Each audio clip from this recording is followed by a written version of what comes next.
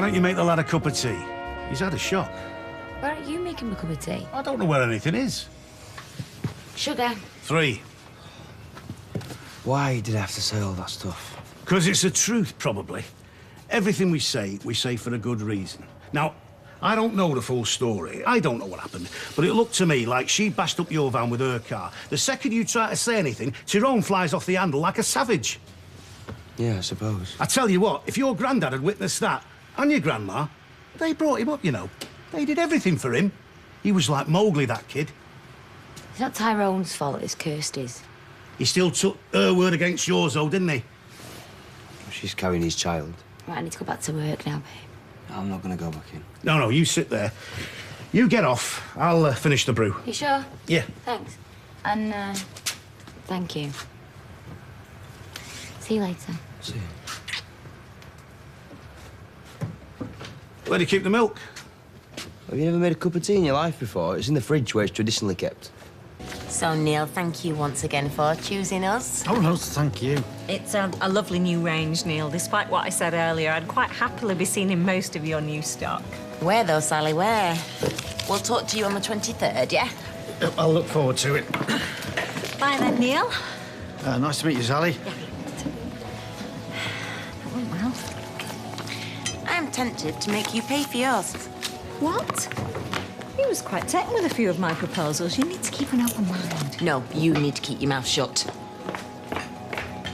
You know, it's incredible, really. You only need 3 92-year-olds and you're back somewhere between Louis XIV and Napoleon. I don't think she'd thank you for saying that. Oh, she didn't suffer fools. Oh, I don't know. She served Ken all those years. She always had a lot of time for me. She just didn't like to show it. Well, she spoke her mind, that's for sure, but she was a very funny woman. Oh, she certainly was. And hopeless at cheating. Was she? One Christmas, she came round to play cards, and the following morning, I found 3 aces tucked under the tablecloth. Oh, she denied it outright. Actually, Emily, it was me. I beg your pardon? The night I got drunk. Well, that hardly narrows it down. Uh-oh. Oh, and he's better for nearly 30 years about that. I know, I was often there. And you never said a word. I'm saying it now. Shame on you, Rita. Hey, we can't all be Emily Bishop. And it wasn't 3 aces, 3 kings. Hi, Kev. Why, Sal? Did you go? Yeah, thought you would have been there. Well, I had a meeting. Oh, yeah? How is life in the fast lane? Yeah, it's good. It's okay. Oh, no. What's going on here? I can't leave those monkeys to do anything. You know, 3-hour lunches, knocking off early. I've only got to turn my back for 1 second. I thought you were keeping things separate. Oh, yeah, sort of. But this sends out the wrong message, doesn't it? You know, if someone pulls up with a flat tyre or wants an MOT doing quick and the shutters are shut. Better get back with snow done, don't you? You're not going to put your overalls over that, are you? No. I'll hang it up. I bet they're in the pub. See ya. Yeah, bye, Sal. No. Tyrone bought it off him. It was all above board. You were there, were you? You saw the paperwork. Well, of course I didn't. Dad was old. He was confused. They still let him live there, though. Rent-free, I think. A lodger in his own home. Tyrone sweet-talked him into virtually giving it away. I'm not sure that's true. You're very trusting. It's a very nice quality, Tommy. But there's another word for trusting. Naive. You've just witnessed Tyrone's true colours. He's a big pudding on the surface. Everybody's best buddy. The next thing you know, he's all set to leather you. He's in love. Who says he wasn't the last time when he was packing up my dad's belongings and shoving them into the box room? Dad was like you. He was trusting. And Ty thought the world of him. And why wouldn't he, eh? Me mum and dad, they were his meal ticket. A pair of kind-hearted old saps prepared to take him astray. Well, he fed that stray up till he was big and strong and very, very persuasive. Then he turned round and he bit them. I don't know. He always seems dead grateful. Got what he wanted, though, didn't he? They're both dead, he owns their house, and you, their own flesh and blood, will have to pay rent like a stranger. I was a stranger. Your family. Dad would have turned in his grave. He was cremated. Then Tyrone squeezed you out and all. For a woman again. You don't turn to jelly every time some bird flutters her eyelids at you, turn your back on your mates. But we'll be all right, won't we? I mean, we have to be. We work together. You don't have to, though, do you? Why? What else am I going to do? Oh, yeah. Is she coming? No. Why would you come out here? To look for me. You're not even married yet. Are you really that scared of her? Of course not. You're quaking. I'm cold. Oh, he was supposed to be a bit rough. Love him and leave him. Haven't you ever been scared of a woman? Hey, listen, I wore the trousers in 05 in my marriages. Nobody told me I couldn't smoke or what time I had to be home. Yeah, around the same. I quite like being told. I mean, where's the fun in coming home late if there's no curfew, huh? It's funny, isn't it? A few days ago, he didn't want to shake your hand. He said it reminded him of my granddad. I don't know if that's a good thing or a bad thing. So what's he offering? A job. Helping him oversee the rest of the development, so being his eyes and ears, and basically just spying on Jason, which is money for nothing. How much money? We haven't discussed that bit. So it's not money for nothing then, is it? It's the exact opposite. I'm probably going to say no anyway. I'm a mechanic. You're a skipper. Hey, it's a good trade. Well, who knows? When Terry's place is up and running, it gives you the chance to patch things up, doesn't it? And he definitely stood by you earlier. If it wasn't for him, you would have got battered. Not necessarily. He wants to get to know you. You've heard what people say. Yeah, and I heard what people say about my dad and all. They said he was a junkie and a nutcase. He wasn't. He was a kitchen fitter who fell in hard times. He lost some business and he hurt his back. And then he got into some debt. What do people know? Yeah, at least he didn't sell you. No, but he let me down. And I forgave him. Look, all I'm saying is just give it a chance, yeah? Oh, where have you lot been? Thank you. Thank you. Gordon, I'd just like to say a few words on behalf of us all. I think it's clear from all the faces here today that your mother was very popular and well-liked. She was, Gordon. She was very well liked. There's only Emily said a bad word about her. Oh, Victor. We had some laughs with her, didn't we? We'll miss her wit, her wisdom, and her words of advice, and, from those of us who've experienced it, her tough love. We will. Betty always seemed to enjoy life, and I think we can all learn a thing or two from that. Oh, we could. But most of all, we will always remember her. Thanks, Ken. Oh, Gordon, I think you wanted to say a few words now. Listen, I'm not going to keep you too long. I know I've bored you once already this afternoon. Not at all. I was going through my mum's belongings and I found some letters. One of them was written only last week. To be read at my wake, it says, so I think I should oblige. You better heart. To my dearest friends, I wish I could be with you today, but unfortunately I can't. I hope that when you're listening to this, you're all sat in the Rovers with a drink in your hands and a smile on your face. Some of you might not know, but I was born around the corner at number 6 Tile Street. She was. I didn't know that. So you can see that in 92 years, I didn't get very far. I worked here for longer than many of you care to remember, especially you, Ken, and you, Emily. They hadn't even put a man on the moon when I started, but it seems like yesterday. I've never been one for retirement. Say that again. I never even really liked holidays, if you want to know the truth. But how many people can you say, honestly, enjoyed their work? Not many, I bet. I've been lucky, but the reason I carried on is I like you all. The landladies and landlords I've worked for, like Annie and Bet, Liz and Steve, and many of the regular customers I got to know so well. Steve MacDonald's love life was always hard to keep up with, but I tried. Johnny joking, Vicar. I hope you eventually find happiness, Steve. Dennis and Rita, I wish you both luck. Who says you shouldn't keep trying? And as for Ken and Deirdre, I hope you finally realize you're both as bad as each other and you might as well just face the facts. You belong together. What cheek. To everybody else that might be listening, I'll miss you. Well, that's about all from me. I'll sign off now, as my pen is running out. But listen, have a drink. Don't be glum. And remember, as the old song goes, it's later than you think. All my love. Betty. To Betty. To Betty. To Betty.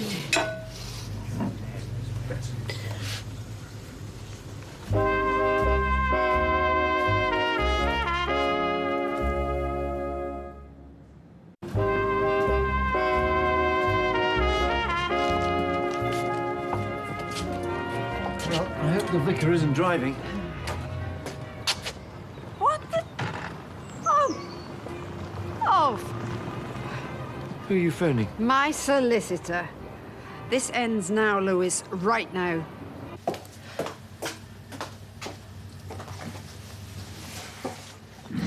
Look, Sally, I am sorry if I was abrupt with you earlier. It's just that I didn't really need you in that meeting. Got to treat each other as equals if we're going to do this. Well, to be honest, we haven't even formalised an arrangement yet. We've agreed in principle. OK, look, Sal, listen. The thing is, with clients like Trinley's, continuity is everything. And when you started going on about they should change their name and make racier knickers... I didn't actually say that. You were gonna, though, weren't you? Come on, I'm bursting with ideas. I know you are. Well, just let me fly. I will let you taxi on the runway, but just one step at a time. OK? Knock, knock. Here comes trouble. Right, look, Sally, home time, please. No, I'm happy to work late. We don't have to revolutionise women's underwear in 1 week. OK. Tomorrow, I want to run some more ideas past you. I can't wait. Bye then, Peter. Bye, Sally. Little overeager. Oh, Peter, I have created a monster. She is Frankenstein. No, you're Frankenstein. Oh, how very dare you. Well, it's a common misconception, but Frankenstein was the doctor, you see, not the monster. How was your day? Oh, you know, fair to middling. I had the custody hearing come through. Suddenly I'm very nervous.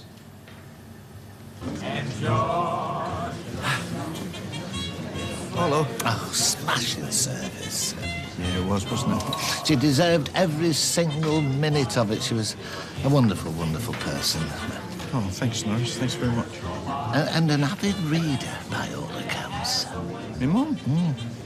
Yeah, she liked a good thriller. Gorier the better. And newspapers, too. Oh, yeah, the Gazette. She devoured it from cover to cover. First thing she did each morning. Yeah. And if the newspaper boy was late, there was hell to pay. Did you say to pay? Sorry? I thought you said something about paying. Hell to pay, I said, if the newspaper boy was late. Misheard. Yeah. Mind you, having said that, once it had been delivered, she was always very prompt and up to date with remuneration. Was she? Oh, so good to know. Listen, if you'll excuse me, Norris, I've just got to thank the vicar. Any joy? Not yet. Yeah, OK, Bob, fine. Thank you. Yes, I'll speak to you soon. Bye. There it is, then. Did you get the gist of all that? Oh, I did indeed.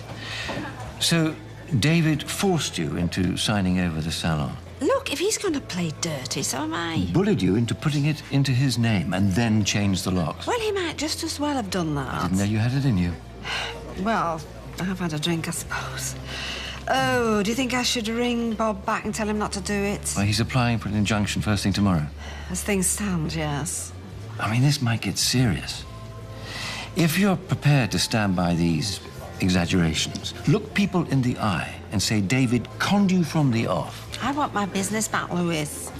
Well, then, let him apply for an injunction and see what happens. I'm stooping to their level. Well, it's either that or let them win. What would you do?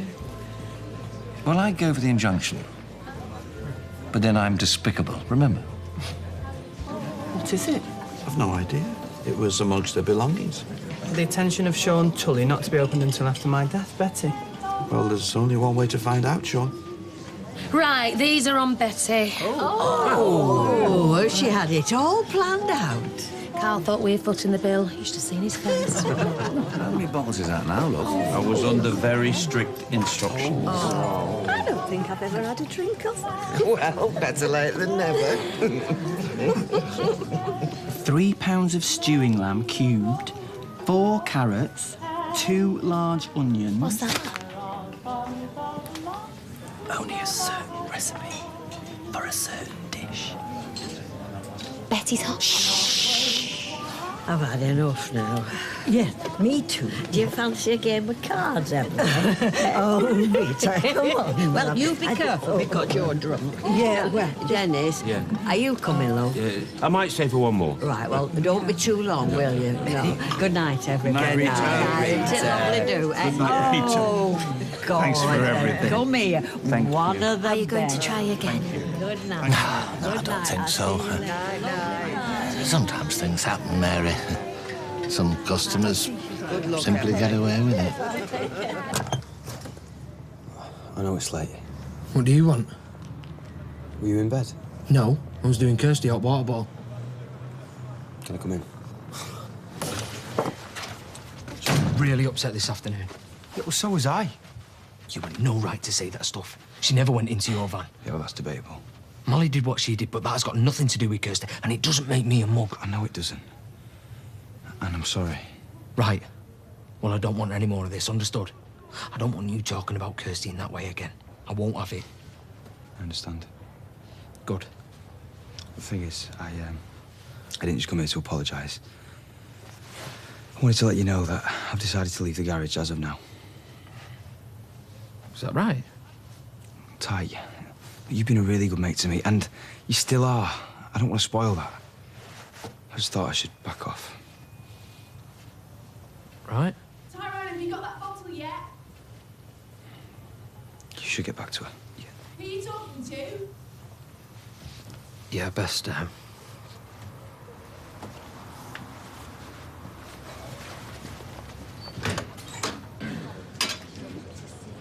Oh, thanks for letting us be part of it. It was only right. Listen, about this letter. Whatever its legal implications, it was addressed to my mum. It was her decision, and she made it a long time ago. Thanks. What time is it? Am I in trouble, do you think? We should be waiting up. Oh, I shouldn't think so. She likes to get me to switch everything off. She unplugs the telly every night, you know. Well, you can't be too careful these days. Dennis, have you been smoking cigars? Oh, can you tell? Dennis, you smell like you've been to a dinner party with Fidel Castro, Winston Churchill and Jimmy Savile. That must have been some part. What's it? Has anybody got mint? Night, Stella. Night. Good Night. See you again, Gordon. Yeah, no doubt. That young lady. I loved your mum. She was top. Yeah, she was, wasn't she? She was top. Night-night. Thought I might find you here. Workaholic, me. Always have been. I went to see Tyrone. I said sorry and we made up. Oh, well, that's good news, I suppose. And I also told him that I won't be working at the garage anymore. So, you know, if that offer's still open. Of course it is! You and me, eh? Of course it is! We'll take on the world. We'll see.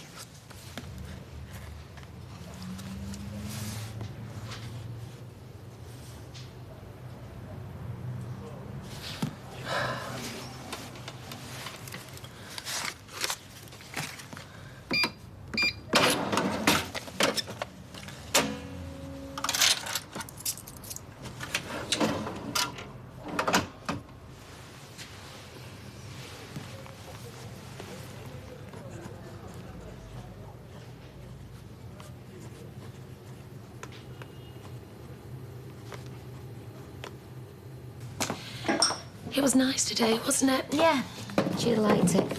She loved a good do, did better. I bet she worked at enough of those over the years. Career barmaid. Imagine that.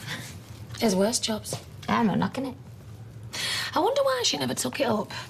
There's no mystery to it. She's just clever than most, that's all. I mean, who'd run a pub? Hey, steady. No, well, you won't see me down in that cellar at 6:30 in the morning. I won't see 90 if I did. That's probably why she stayed so cheerful. You look done in. Yeah, I am. Everything all right with your Tommy earlier? Oh, yeah, nothing I can't handle. Go on, get yourself home. You sure? Yeah, I'll finish us off in the morning. You're gonna have to cross a name off the road, you know. I haven't deleted a number from my phone yet. Can't bring myself to do it. You will. You've taken it very well, I must say. I would have given anything for my dad to reach that age. Yeah, I bet. I'm sorry. Ah, sorry. Right, night. Take care, love.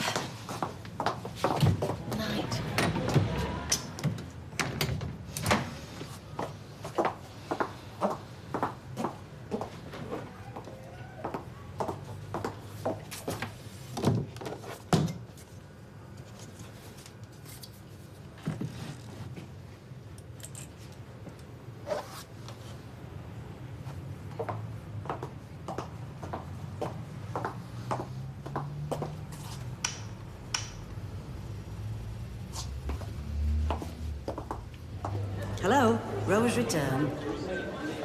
Right, who's for hot pot? Hey, I've only got one pair of hands, you know.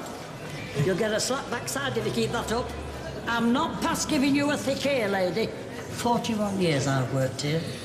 I'm always ready. I don't know what for, but I'm ready. And as a tribute, we're looking at her incredible life this Sunday. The Betty Driver story is at 4:30. From your boxing career, you earned £10 million. Don't say that, because the taxman to be after my backside. Can we change the subject, Piers? What size shoes? Piers Morgan's Life Stories, Frank Bruno is next.